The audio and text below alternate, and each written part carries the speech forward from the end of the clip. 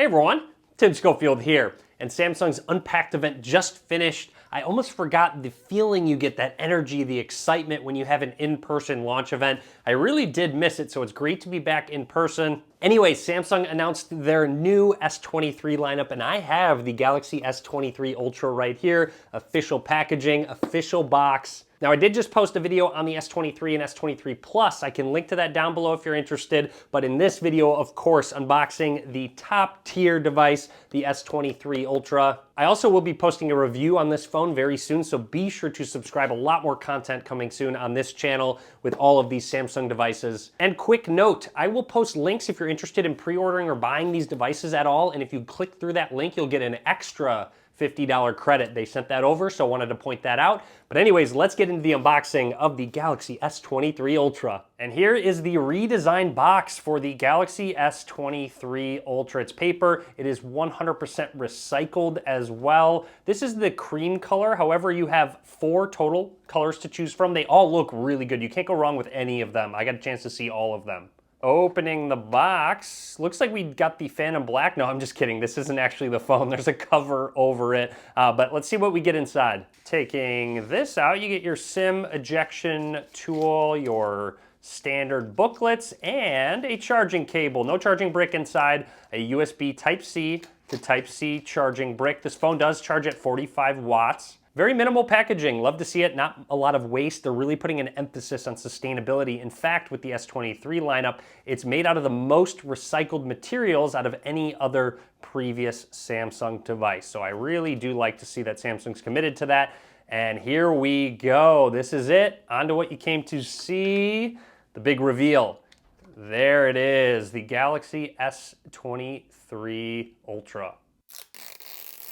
So satisfying peeling that off, but right away, I'm gonna power this on, and while it boots up, I wanna make a mention that the sides are very comfortable to hold. They're much wider than previous versions. I know a lot of people say, hey, curved screens, it's hard to hold, but Samsung has kind of fixed that. There's a lot more room and real estate to hold on to with the sides in comparison to the S22. I'll grab that and compare it in just a second, but while it boots up, let's take a closer look at the hardware of this flagship. Down at the bottom, you have your S Pen. If you remember, they merged the Note lineup with the Ultra lineup of the Galaxy S series. This tip will be a different color depending on the specific color phone that you get. More on the S Pen in just a little bit, so stay tuned for that. You have a speaker, microphone, USB Type-C port for charging, and your SIM card slot. Along the right side, again, make note of how much flatter and how much more surface area there is to hold on to. In comparison, here is the S22 Ultra right here. It's much more rounded and has less space to hold on to. So I'm really happy they added more surface area on this lineup. This, I believe, is the 5G ultra wideband antenna. You have a power button, volume rockers. Make note of the camera bump, which is very minimal, especially considering the power these cameras have. Moving along up towards the top, you just have a microphone.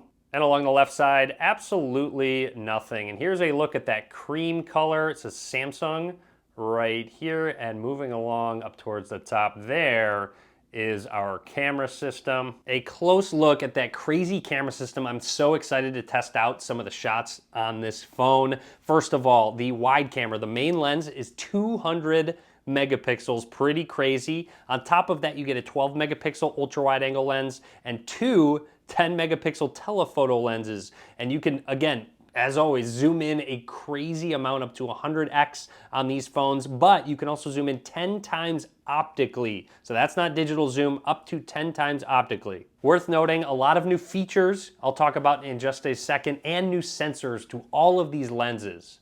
And a quick look at the included S Pen with a button for a bunch of different commands, gestures, and you of course can still click it. So very similar in terms of design to the S22's S Pen, which was fantastic. I love having this attached to my phone. Anyways, I'm gonna run through the startup process and talk about anything that is noteworthy. You have the option for face or fingerprint unlock. I'm going to set up the fingerprint scanner. All right, let's begin the setup, just setting our finger down. A little bit different of a setup, and also I'm noticing the icon is kind of moving around. If you notice, every time I register, it kind of moves just a little bit. to get a full look at my actual finger. I'm just kind of putting it in the same spot so it registers the full fingerprint. It's taking, you know, it doesn't really matter to me how long this takes. I do like the haptic feedback it's giving me, so that's nice to see. The vibration motor feels very premium. You can add more if you'd like to. I'm going to continue on through the setup. You can choose between light or dark mode for your phone. You can also schedule it so it changes depending on the time of day. And we are all set up and ready to go. Let's hit finish, and we are now on our home screen. Here is that 6.8-inch dynamic AMOLED 2X display, all the way up to 120 hertz refresh rate. It can go between 1 and 120 hertz depending on the type of content is shown to help save battery life. That's why it is dynamic. I'd also like to point out that the curve isn't nearly as prominent. Again, you have a lot more surface area. It's much more comfortable to hold. I know some people like flat displays. I know some people like curved displays, but to be completely honest, it's not super prominent on this device. It's there. Don't get me wrong, it still has that cool aesthetic look of content spilling off the screen. However, it's just much more comfortable and easier to hold, especially when you're using a device, you know, with two hands or with an S Pen.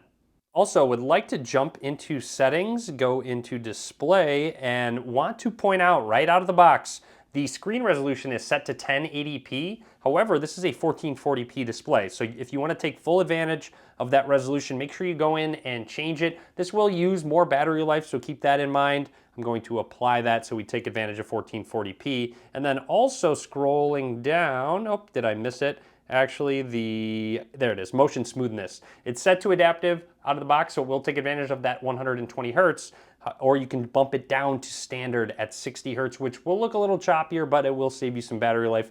Definitely recommend using adaptive. It just, I can tell it's already enabled. It's just so smooth and everything just feels very fluid. Very quickly, let's test out that in-display fingerprint scanner. Setting our finger down, that was extremely quick, very accurate, unlocks right away. Now with the display completely off, I'm gonna set my thumb down and it just unlocks the phone. Doesn't go into the lock screen. It just shows up, hey, you're on your home screen ready to go.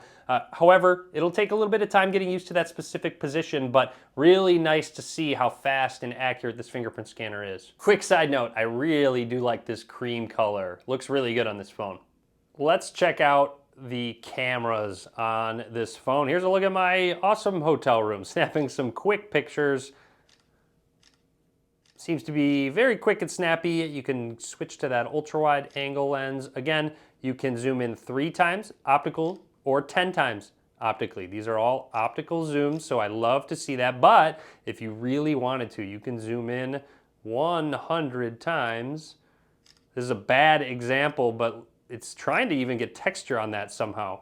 Either way, Samsung zoom lenses are just crazy good. I love taking zoom shots on these phones. I can't wait to go out and try this one out. You have all your standard modes, portrait, video. Video, you can now shoot 8K 30 frames a second. It used to be 24 frames a second, but now you can get all the way up to 30 frames. Jumping into more shows all of our different options. Night mode, pro video. Love to see that, but also want to point out that now, let's take a look at there I am.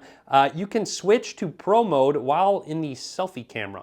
So now I can really customize the shot. That is new because of the new sensor and that 12 megapixel front facing lens right there. Expert RAW is also right there. You'll have to download it, but just tap on it and it'll download it for you.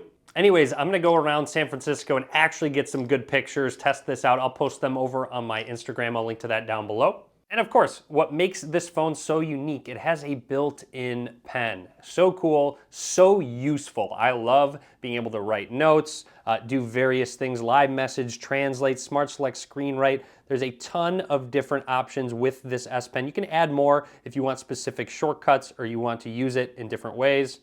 For example, if you wanted to do a live message, just start drawing, hi, thumbs up, and ignore my beautiful handwriting. And then if I hit done, I can hit play and it will actually animate what I have written. Going into settings for S Pen, you have air actions, so you can do things like going back home, recents, zooming in on the camera. There's specific applications that take advantage of your S Pen. Air view, air command, S Pen to text. And on top of Android, you get One UI 5.1 out of the box. A ton of features, a lot of useful ones that Samsung adds in.